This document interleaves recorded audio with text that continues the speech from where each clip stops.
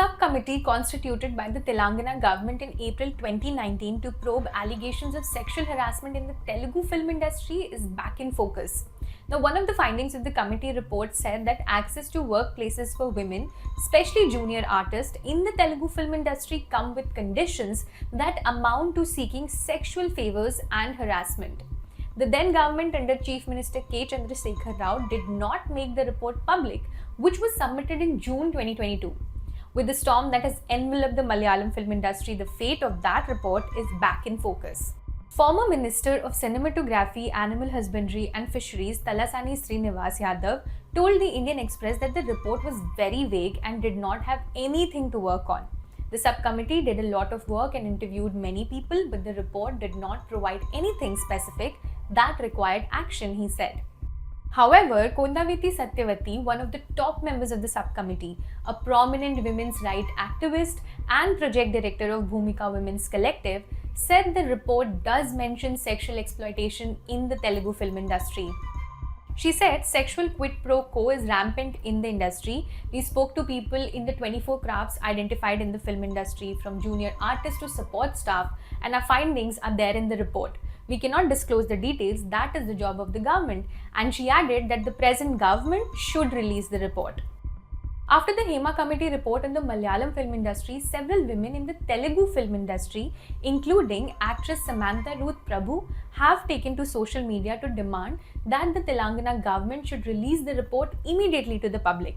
Now let's understand what is this report and why is it not out. On April 7 in 2018, actor Shetty caused a stir when she held a semi-nude protest outside the Telugu Film Chamber of Commerce in Filmnagar, Hyderabad. It prompted the Women and Transgender Organizations Joint Action Committee to approach the High Court with a plea to order a probe into exploitation of women in the industry. In April 2019, the then Telangana government of KCR constituted a high-level committee comprising film directors, producers, police commissioners, women and child welfare department officials, and representatives from the Telangana State Film Development Corporation, film industry unions, and television industry, among other stakeholders. Now, this high-level committee in turn instituted a subcommittee which conducted at least 20 meetings with several people, including women junior actors, supporting actors, side artists, and dance performers who, according to the committee, were regarded as most vulnerable to sexual exploitation. Now, Srinivas Yadav and Information and Public Relations Commissioner Arvind Kumar oversaw the work of the subcommittee. It is learned that a majority of the people interviewed reported harassment over payment of salaries, lack of written employment contracts, unequal wages, and poor work conditions, with several women reporting that there were no separate rest areas or toilets. The subcommittee's work was hampered by the COVID-19 lockdown and restrictions but continued till 2022. According to Satyavati, the Telugu film industry is an unorganized sector. She said, and I quote, "There is no accountability. There is no one to take complaints, especially about sexual harassment. Sexual favors are sought to give work.